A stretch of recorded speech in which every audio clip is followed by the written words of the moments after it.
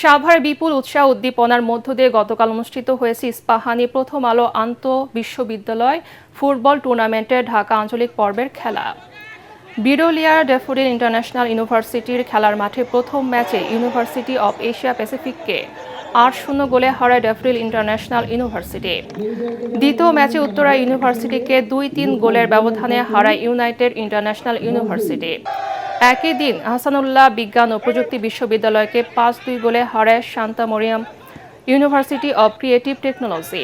খেলা শেষে বিজয়ী দলকে সম্মাননা তুলে দেন ইস্পাহানি গ্রুপের নির্বাহী কর্মকর্তা বনশ্রী নন্দী, সত্যজিৎ ঘোষ, নাফরিন মাহমুদ ও সিনিয়র নির্বাহী এনায়েত খান।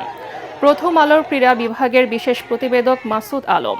উদ্বোধনী অনুষ্ঠানে উপস্থিত ছিলেন ইস্পাহানি টি লিমিটেডের জেনারেল ম্যানেজার ওমর হান্নান সহ অনেকেই। ফুটবল টুর্নামেন্টের মিডিয়া পার্টনার এটিএন বাংলা।